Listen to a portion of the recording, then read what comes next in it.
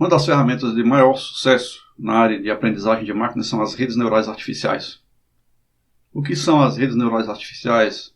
Qual é o elemento que serviu como inspiração para a construção das redes neurais artificiais e como implementá-las do zero?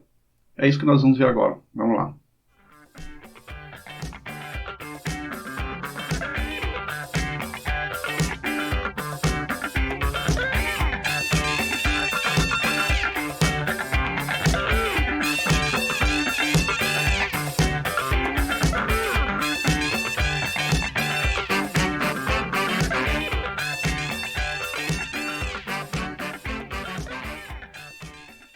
As redes neurais artificiais, e aí é importante já que a gente já sublinhe aí o nome artificial para distingui-la já das redes neurais naturais.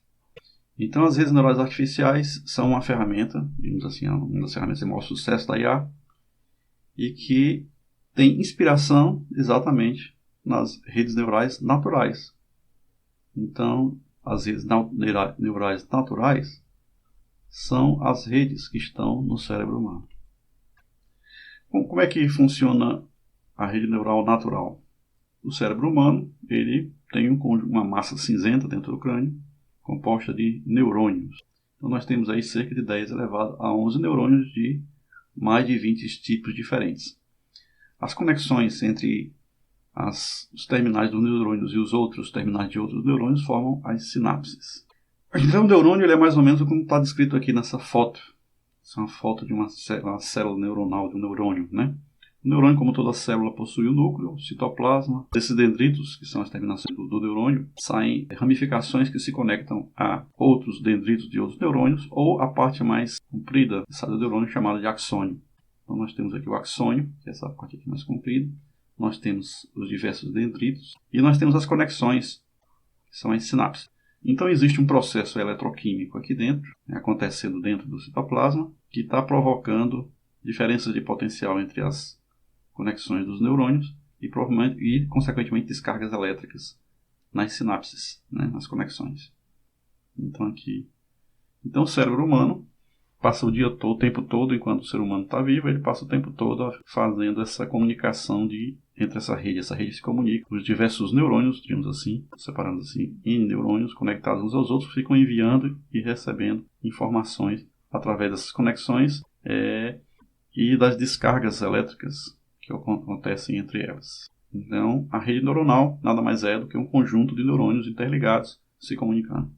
Então, os biólogos americanos, eles tentaram modelar matematicamente como é que seria o funcionamento de um neurônio. Então criou o chamado neurônio artificial. Então o que é um neurônio artificial? O neurônio artificial é um elemento processador, então é um pequeno processador, é o processador ou uma função que recebe um conjunto de informações, combina essas informações, ela recebe como entrada um conjunto de informações. Ela combina essas informações na função de entrada. Depois ela transforma o resultado dessa combinação em um valor de saída. Então, via de regra, essas entradas são números do neurônio artificial. Essas entradas são reforçadas por pesos, então os Ws aqui são chamados de pesos. Esses números com esses pesos são combinados através de uma função que normalmente faz uma combinação linear das entradas, e sobre o resultado dessa combinação linear ele aplica uma função. SS aqui é uma função chamada função de ativação. E essa função de ativação fornece uma saída que é enviada, que pode ser uma saída final, mas pode ser também uma entrada em outro neurônio, já que nós estamos falando de redes. Então,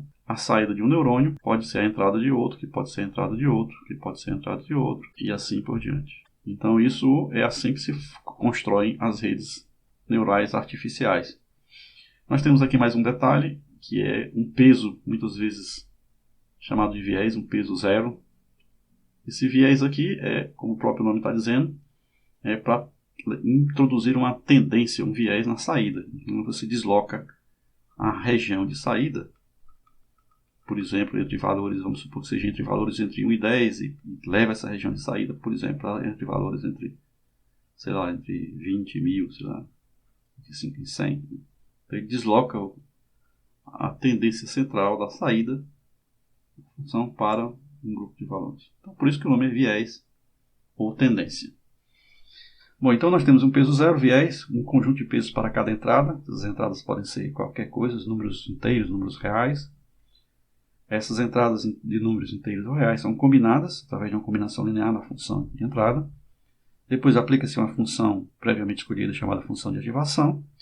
A partir daí tem-se uma saída, e essa saída, que é a saída final, é fornecida para outros neurônios que continuam o processo ou para a saída final do seu sistema. Então, uma rede neural é uma combinação de neurônios artificiais. Essa função de saída, ela pode ser de vários tipos, né? Que é chamada função de ativação. A mais comum, inclusive, é a função sigmoide, que você está vendo aqui nessa figurinha. A função tem um S. Aqui no eixo X nós temos as entradas. Então, de acordo com uma entrada, essa função sai um valor. Esse valor varia continuamente. Nesse caso aqui, de 0 a mais 1. Mas pode variar continuamente. Pode ser uma função que pode ser adaptada para variar de menos 1, de 1 a menos 1, por exemplo. Então, esses valores podem ser modificados. E a função também não obrigatoriamente precisa ser a função sigmoide, embora seja a mais utilizada. Ela pode ser, por exemplo, a função limiar. Então, se os valores de entrada forem menor do que 0, então a saída é 0. Então, para todas as entradas menor do que 0, saída igual a 0. Para as entradas, a soma das entradas maior ou igual a 0, por exemplo, a saída pode ser 1. Então, isso aqui é uma função limiar. Não necessariamente esse limiar precisa ser 1. Ele pode ser outro valor qualquer. E aí fica a seu critério. Existem N outras funções que você pode utilizar. Mas, universalmente, a função sigmoide tem ganhado a guerra aí das escolhas das funções para serem usadas em redes neurais. Então, a primeira rede neural a fazer sucesso foi chamado de perceptron simples. Então, o perceptron simples era uma rede de um neurônio. Né? Então, não era bem uma rede, era um neurônio funcionando como a gente acabou de prever. Então, nós temos aqui uma camada chamada entrada, que seriam mais dados de entrada e distribuição, né? Que não seria uma camada real, mas seria a distribuição das entradas. Então, aqui nós temos a distribuição das entradas, a cada entrada associada a um peso. Aqui nós temos a nossa função que faz a combinação linear. A combinação linear é de A e B, A1 vezes B1, mais A2 vezes B2, mais A3 vezes B3 e assim por diante. Então nós temos aqui a combinação linear das entradas e nós temos a saída, que é uma função do resultado dessa combinação, mais um viés aí qualquer. E aqui nós temos a função que era usada, que era a função limiar. Então esse era a primeira rede neural, não era bem uma rede neural, era um perceptron simples, que é uma rede com um neurônio só. Essa rede neural, perceptron simples, foi proposto por Frank Rosenblatt em 1958 e tinha apenas, como vocês viram, uma camada de processamento. O que significa ter uma camada de processamento? Significa que nós temos aqui uma camada de distribuição de entrada, simplesmente. Os dados chegam nessa camada de entrada e nós temos apenas um elemento processador. Então a camada passa de entrada para processamento para saída. Então de processamento nós temos apenas uma camada. E é isso que o Rosenblatt propôs no perceptron simples. No nosso caso acima, né, no caso que nós vimos agora, o resultado, observe bem o resultado final dessa equação. O resultado dessa equação é criar uma reta separadora para os dados de entrada. Então vamos supor que eu tenha um conjunto de dados x1 e x2. Vamos melhorar aqui esse x1 e esse x2. Então vamos supor que eu tenho um dado x1 e um dado x2. Por exemplo, sei lá, 1 e 2, 3 e 4. Vamos supor que sejam números 10 e 1000, sei lá. Então o que acontece é que com algumas combinações desses valores, o resultado, a soma, será inferior a 0 e o resultado será 0. Com algumas outras combinações desses valores, o resultado será maior do que 1 e a soma será 1. Então, o que é que ele está fazendo? Ele está pegando alguns valores e dizendo, com esses valores, o resultado vai ser 0. com esses outros valores, por exemplo, o resultado vai ser 1. Então, com isso, eu estou fazendo um separador, ou seja, um classificador.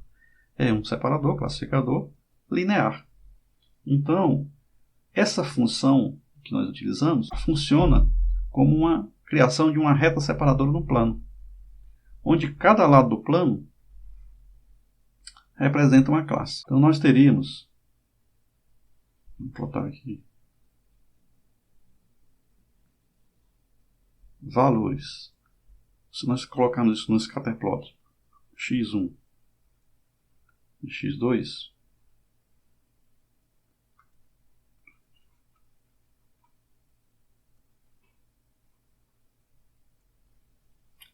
então nós teremos vários pontos correspondentes aos elementos da nossa tabela. Cada ponto com seu xi1 e com seu xi2.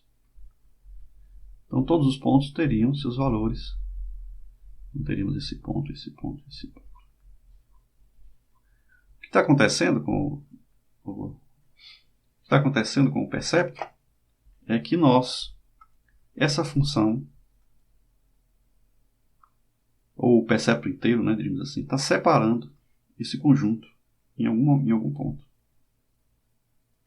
Então, em algum ponto, os elementos cuja soma forem maior do que 0 vão ter como saída 1, e os elementos cuja soma for menor que 0 vão ter como saída 0.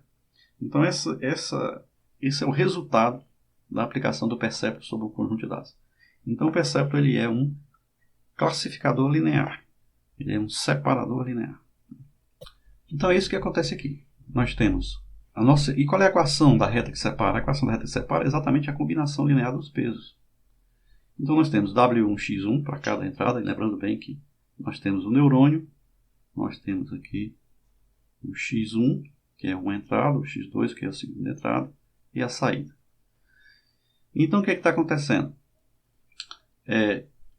Quando W1 e x1 mais W2 x2 é maior do que limiar, então os objetos estão de um lado da reta. Quando ele é menor, os objetos estão do outro lado da reta. E a equação dessa reta é obtida exatamente W1x1 mais W2x2 igual a limiar, que é a combinação linear disso aqui. Isso aqui cria, então voltando aqui para baixo, isso aqui cria dois planos de saída. Plano 1 para a saída 0, tudo que tiver nessa direção aqui tem como saída 0, né? E o plano 0, que seria o plano de saída 1. Tudo que tiver aqui para cima, tudo que for acima, seria a saída 1. Então, essa é a resultante da aplicação do perceptron simples. O perceptron simples ele não ocorre sem problemas. Então, vamos ver aqui alguns conjuntos de pontos. Vamos supor, por exemplo, que eu tenho aqui os pontos, conjunto de pontos x1. Vamos botar aqui x1 e x2.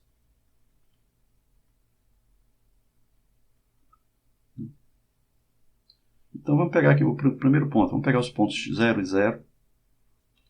Vamos pegar o ponto 1 e 0. Vamos pegar o ponto 0 e 1. E vamos pegar o ponto 1 e 1. Bom, esses pontos já estão plotados aqui. Está aqui o 0, 0. Está aqui o ponto 1, 0. Está aqui o ponto 1, 1. E está aqui o ponto 0, 1. Então, são 4 pontos e, obviamente, o nosso perceptron separa esses 4 pontos passando uma reta pelo meio, que é exatamente essa reta que vocês estão vendo aqui. Então, nós conseguimos separar, por exemplo, os valores de 0, 1 e 1, 1 para um lado, para um plano, e os valores, por exemplo, de 1, 0 e 0, 0 para outro plano. Então, nós podemos dizer, por exemplo, que esses elementos aqui, 0, 1 e 1, 1, são cachorros. E podemos dizer, por exemplo, que esses elementos aqui são gatos. Então, nós podemos dizer, olha, isso aqui são gatos. Ou gatos e cachorros, ou vice-versa, né? Nós falamos aqui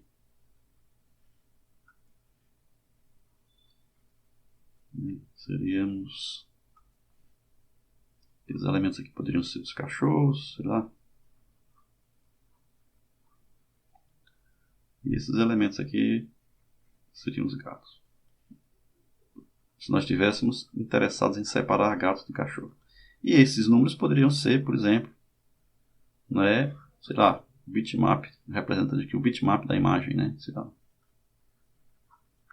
Um número qualquer, conjunto de atributos. Então os números x1 e x2 são conjuntos de atributos quaisquer. Então você separa os indivíduos pelos atributos. E a rede coloca indivíduos de um lado e do outro, desde que você consiga criar uma boa reta separadora. Você consegue, então, dividir objetos em duas classes. Acontece que essa capacidade de divisão ela não é infinita, né? Ela é limitada. Se você pegar, por exemplo, numa porta lógica. Porta lógica você tem, vamos supor que é a porta lógica AND, né? Então você tem duas entradas.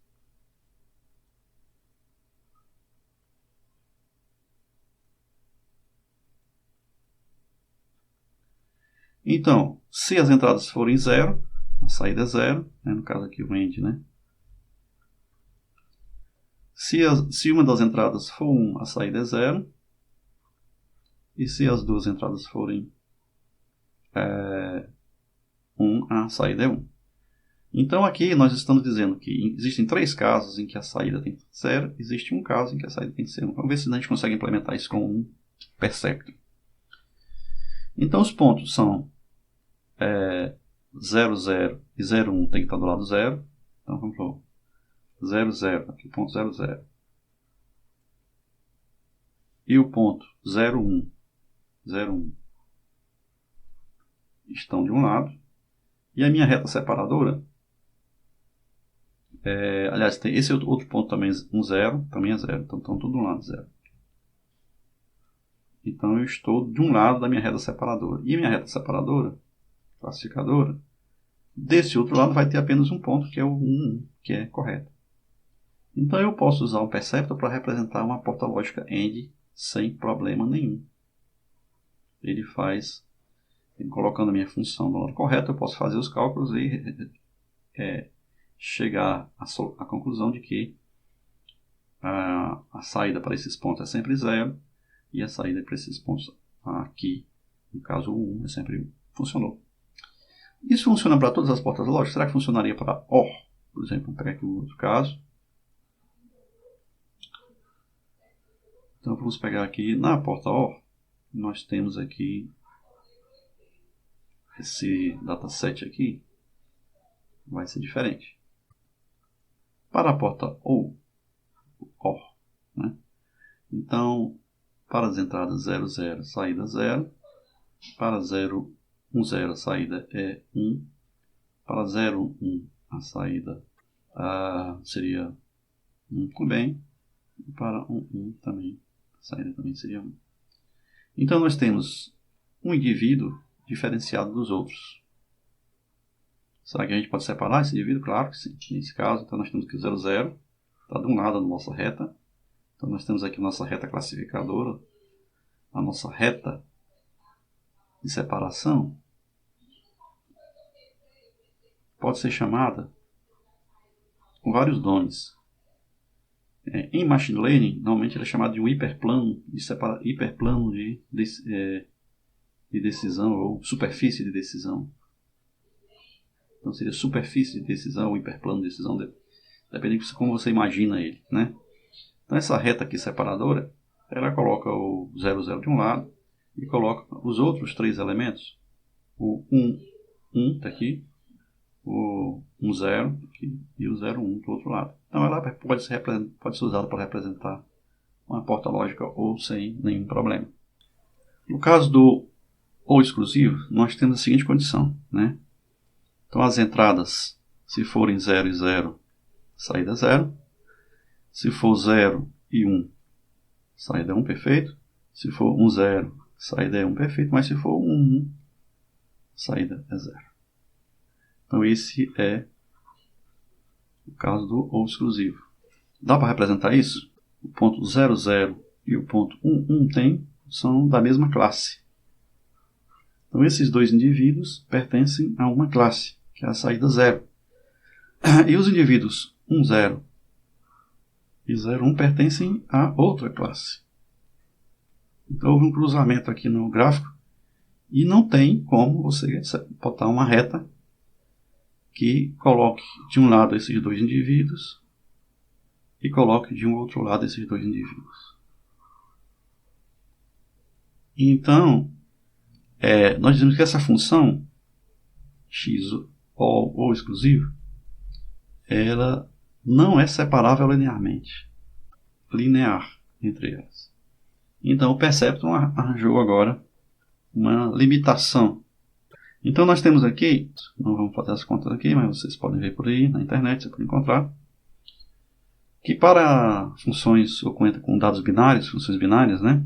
Se nós tivermos uma variável, n, o número de linhas seria 2 elevado a n, 2 seria a quantidade de funções possíveis. Nós vimos que é 2 elevado a m, nós vimos no vídeo anterior sobre árvores binárias, como é que esses números são calculados, né?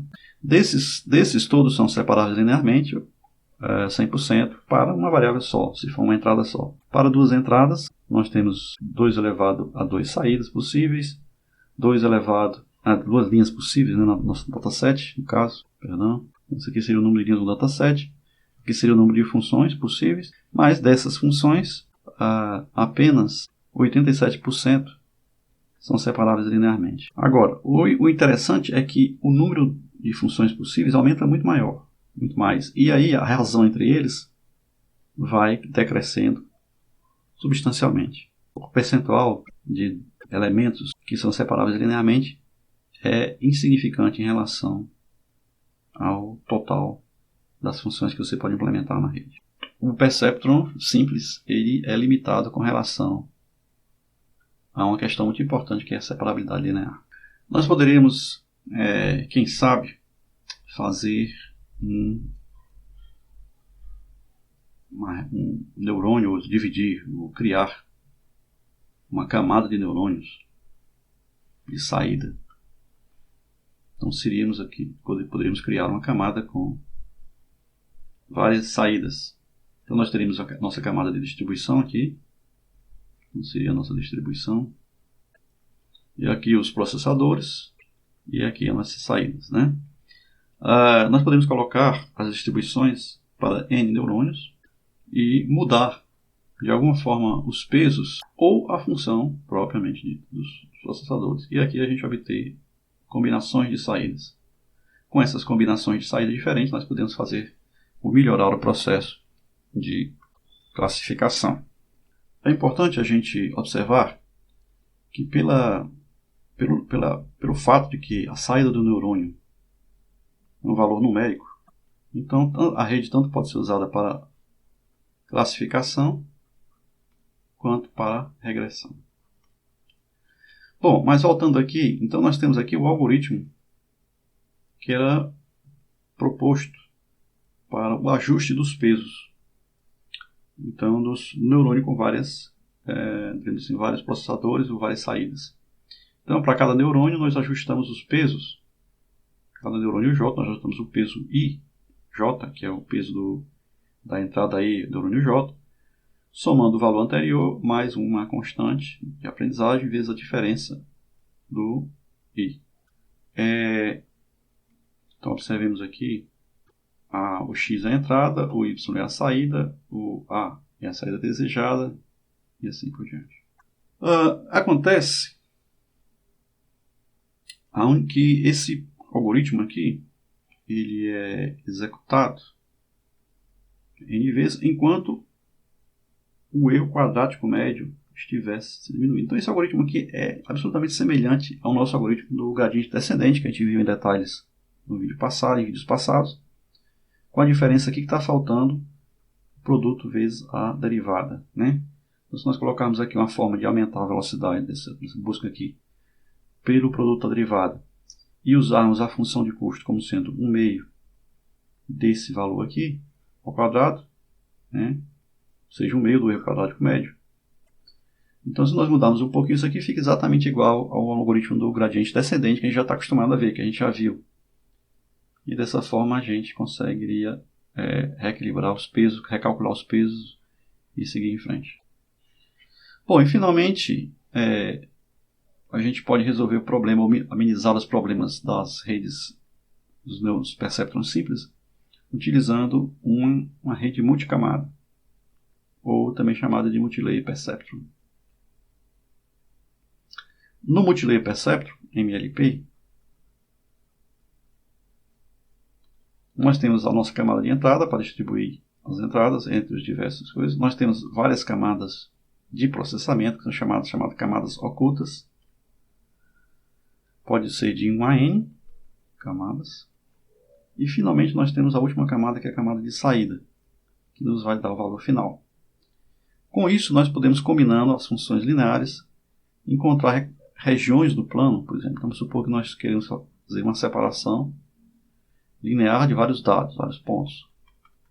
Então, a combinação de múltiplas camadas nos dá múltiplas retas, que pode nos levar a selecionar, por exemplo, uma região A, B, C, D ou E do nosso plano. E com isso a gente amenizar a questão do problema da separação linear. Então vamos ver aqui um exemplo para a gente aplicar imediatamente, a gente não ficar muito na teoria. Imagine que você tem um dataset de casas para comprar na sua cidade. Esse dataset diz o seguinte: você tem a área da casa, você tem a idade e você tem o preço.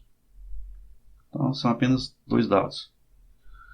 Então, eu tendo o tamanho, a idade e o preço, vamos fazer a hipótese. Nossa hipótese de trabalho é que esses 2 elementos, a área e a idade, são suficientes para determinar o preço da tua casa nessa cidade. Obviamente isso aqui é um dado de brinquedo. Na verdade, para determinar os dados de uma casa, precisaríamos de mais.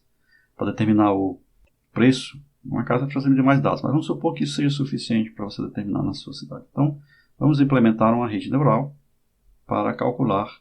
E aí, nesse caso, já vai ser uma rede neural para cálculo e regressão.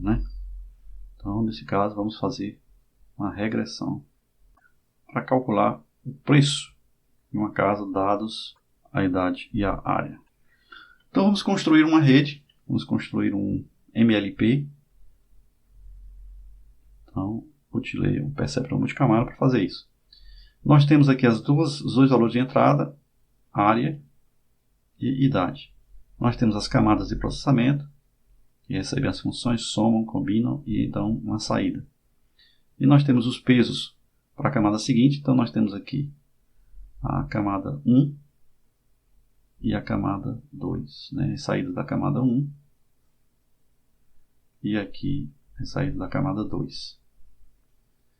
A camada 1 distribui os elementos, cada um com seus pesos. A camada 2 processa e calcula uma saída, no caso aqui a gente chama a saída A2. E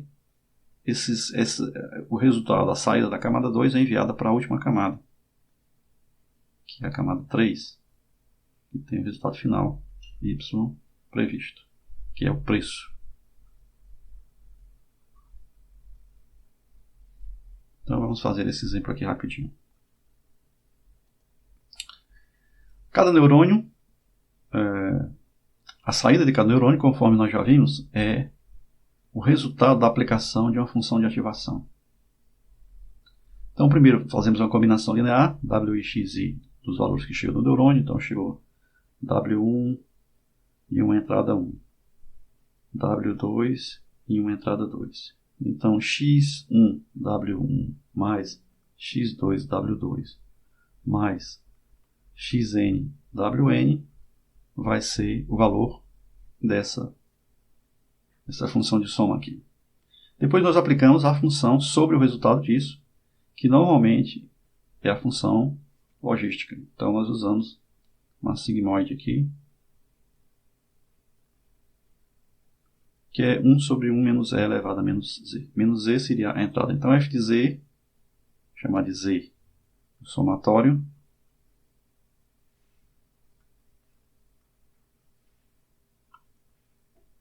Vamos chamar aqui de Z o somatório de W, I, X, I. Somatório em I. E o f de Z seria essa função aqui. F de Z, nós chamamos também de A. Vamos subir. Então, com isso aqui, nós temos os elementos necessários para implementar a nossa rede neural. Vamos lá. Só fazer contas. Primeira coisa, nós vimos que nós temos que somar, fazer uma conta. Então, seria o nosso, vou chamar aqui de Z. Seria o somatório de W e X, I. Que é X1, W1, mais X2, W2, mais assim por diante. Ora, isso aqui é obtido simplesmente pelo produto das matrizes. Vou representar aqui X1, X2.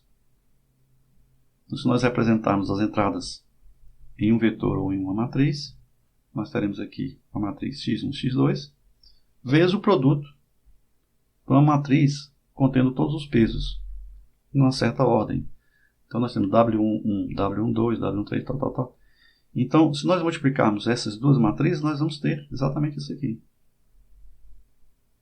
Então, X1, W1 mais X2, W2 seria a primeira linha da matriz Z. X1, W1 mais X2 seria a segunda linha da matriz Z. Então, o que ocorre, na realidade, é uma multiplicação de matrizes para passar de uma camada para outra. Então, vocês já devem ter percebido nesse ponto que Machine Learning é aplicação de álgebra linear. Até o ponto onde nós chegamos, é uma aplicação intensa de álgebra linear. Então, gradiente descendente, regressão linear, aplicação de produtos de matrizes. Redes neurais, aplicações de produtos de matrizes. Então, tudo isso aqui acaba virando um produto de uma matriz. Então, vamos lá. Então, o que é o cálculo da nossa rede? O cálculo das Z's, que são os somatórios, é o produto de duas matrizes, que são as entradas mais os pesos na primeira camada. Bom, agora, generalizando isso, né? Então, generalizando, então nós temos que seja uma matriz de entrada, com seus dados de entrada, x1, x2, x2, papapá, são N dados de entrada, né? Obviamente aqui, normalmente, o caso mais comum é que seja uma matriz coluna, né? Esse é o caso mais comum. Então, tá 1, 2, tal, esse é o caso mais comum, mas aqui a gente generalizou, né? Seja matriz de pesos, aí a matriz de pesos varia muito, dependendo da quantidade de entradas e da quantidade de... Então, isso varia em função da quantidade de entradas e do número de neurônios da camada seguinte. Então, nós temos a matriz M por K. Então, essa matriz de peso, então, o Z, a primeira saída da primeira camada, vai ser exatamente o produto dessas duas matrizes. Foi isso que nós acabamos de ver. Então, o Z é produto de duas matrizes da primeira camada. E isso se repete para as camadas seguintes. Cada camada posterior, cada saída para a camada posterior é o produto das duas camadas anteriores, da entrada e do peso. Se vocês observarem aqui, a área está com grandezas da ordem de 140, 200, 300 e a idade está na ordem de 5, 10. Isso pode criar problemas para o nosso classificador, pode tornar mais lento ou dificultar o processo de inferência. Então, para a gente conseguir uma inferência mais eficiente, a gente costuma fazer a normalização, que é colocar esses dados em valores mais ou menos na mesma escala. Isso serve para diversas atividades que a gente vai fazer em Machine Learning. Então, aqui nós temos o x1 já foi normalizado, colocamos tudo 0 a 1. Agora, essa normalização que a gente fez aqui foi valor menos x-min sobre x máximo menos x-min, que a gente já está acostumado. Não foi legal porque a casa com valor mais baixo vai para 0. Isso também pode ser um problema. Então, a gente pode, talvez, simplesmente dividir, pegar o valor e dividir pelo valor máximo. Também é outra opção. Com isso, a gente não evita que o valor da menor casa fique 0 e o valor da maior casa fique 1. Ficando 0 e 1 também pode complicar a nossa vida. Ou se não, a gente pode não usar a normalização e aplicar direto o sistema. Bom, mas aqui no caso a gente usou, normalizamos o x e normalizamos os pesos. Então temos aqui os valores de x de peso. Qual é o Z2? O Z2 seria, nós temos aqui a camada 1, nós temos aqui os elementos, então aqui, para sair da camada 2, nós temos o Z2. Então o que é o Z2? É o produto das entradas vezes os pesos. Então está aqui, entradas e pesos. Fazendo o produto de um pelo outro, nós temos o Z2. Agora, esse Z2 é apenas a soma. Nós ainda não aplicamos a nossa função sigmoide. Aplicar a função sigmoide significa aplicar individualmente sobre cada elemento. Então seria o f de Z2 seria aplicando a cada um dos elementos do Z2. Aplicando o f a cada um dos elementos do Z2, a nossa matriz A2, que seria as saídas finais, seriam essas aqui. Bom, e então finalmente nós temos a camada seguinte. Então nós passamos da camada 1 para a camada 2. Nós temos que passar para a camada 3. A camada 3 vai ser também a mesma coisa, o produto dos A2. O A2 aqui, a letra A vai substituir o X, né? Então, o A ou X2, né, seria o A2. Né? X2 seria o A2. Então nós temos o X2, no caso A2, multiplicado pelo W2, que são os W dos pesos na camada seguinte. Então, nós pegamos aqui, multiplicamos o A2, que é o X2 calculado ali, exatamente isso aqui, multiplicamos pelos pesos da camada seguinte, obtivemos o Z3. Z3. Para que nós tenhamos o valor final previsto, nós temos que aplicar a função sigmoide, de novo, no Z3, e nós chegamos a isso aqui. Lembrando que esses pesos aqui, eu acabei de colocar, são valores aleatórios, pesos aleatórios, e o valor W1 aqui também são pesos aleatórios, iniciais, são valores chutados aqui, né? Então nós só temos de reais o X e o Y que não está aqui. Bom, com isso nós calculamos esses valores. Bom, obviamente, como no nosso primeiro cálculo, os nossos valores de Y reais são esses e as nossas previsões foram essas. É óbvio que a diferença é enorme, porque os pesos não estão ajustados. Então o que é que nós temos que fazer agora? É ajustar os pesos de acordo com o erro que é dado em cada um desses elementos. Então isso que nós vamos fazer. Mas para isso a gente vai fazer uma pausa. No próximo vídeo a gente continua exatamente fazendo esse cálculo. Até lá.